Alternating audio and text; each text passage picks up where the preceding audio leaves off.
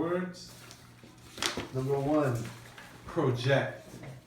And notice my pronunciation. I don't say project, I say project.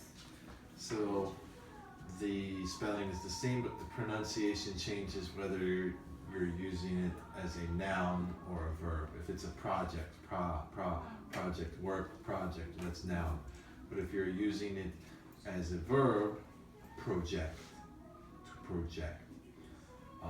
And here, it does have maybe one or two other meanings, but this meaning here means to estimate or forecast. You're talking about the future and you are projecting. A lot of times it's used in business, projecting sales projections, projecting expenses. A lot of times it's used with money. The example sentence here, the finance department projected the company's whole year spending at $500,000. When she uses it, she's not talking about money. She says, you don't necessarily immediately project into the future 20 years with this person. So she's using it almost, you could substitute the word imagine, but it is still meaning to estimate, to forecast, meaning look ahead into the future, right? So she's not talking about money and sales, but she's saying when you meet someone, you don't immediately project 20 years into the future. What will it be like 20 years from now? Because even when you're talking about money, what will the sales be like a year from now, 5 years from now? Project into the future. Do you understand? Okay. Number two, spark. This can also be used as a noun or a verb. And she says you need some spark, so she's using it as a noun, meaning it can kind of mean intense feeling or a trace of something, a small piece of something. So when she's saying it, you need some spark, something that even it just might be a little piece, but it is very intense, strong feeling. There is a spark. Something is there. There is substance. There is, again, when it's used as a verb, to spark something can mean to start a, for example, fashion trend. If some famous person wears this new dress, that can spark a fashion trend, meaning even though it was just one small person did it, it kind of exploded, right? Spark also can literally mean to spark a fire, to start a fire, right? And also can be used as a noun, a spark, a small piece of a fire, like that little tiny little piece, the sparks. So when it's talking about that, a small piece, but it's very powerful and very hot, and so that can start something. And it is used like that with relationships, Is there a spark there?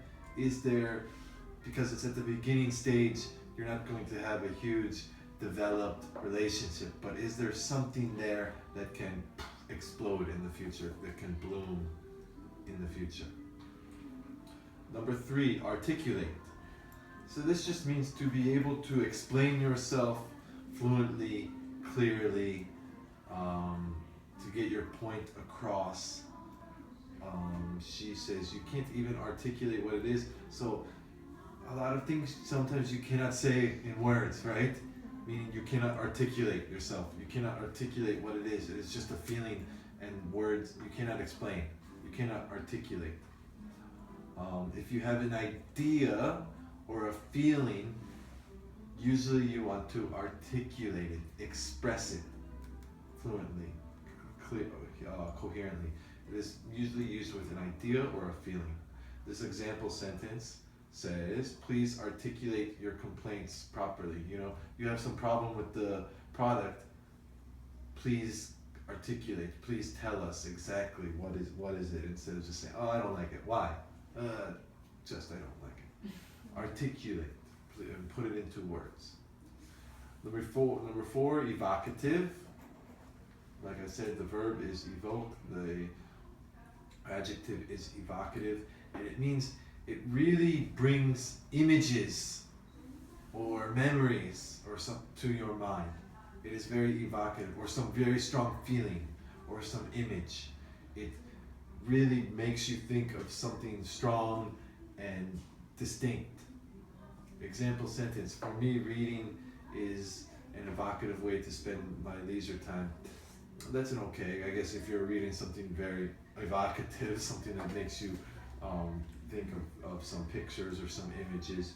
She uses it and she says, yeah, writing is very evocative. You know, when you're writing, it is, you have these strong images in your head. If you're good, right, or good, if you're reading something good. Sometimes it can be used to describe advertising, you know, if it is very evocative, it gives you some strong feeling or some strong image. I guess good advertising would be good to be evocative. If some writing really is talking about something that you have experience with and it makes you remember something, that it is very evocative for you personally. And number 5, to transport. So this word can be used in many different ways, you know, transport, transportation, blah, blah, blah. But here, she says, so evocative and so transporting. So here she's using it to mean bring you to another place, you know, carry you away. Her writing, you can almost go to another world. Even if it's, usually that implies that maybe it's fiction, right? But even if it's not fiction, if they're describing Australia or something, and the colors and everything, and it's very evocative, it makes you think of these images and transporting, you almost feel like you're in Australia. A very strong emotion to capture you and bring you to another place. So not only fiction, but just describing a place or another world. And the example sentence, I hope this movie can transport you in ways that you can't expect. So a lot of times it is used with kind of fantasy or fiction type novels that you feel like you're in another world, but not only that way. So all 5 are good words in my opinion, and common, and can be used in different situations. Do you have any questions about the 5 words? Hyunjung? Yeah. Question? No. No? Okay.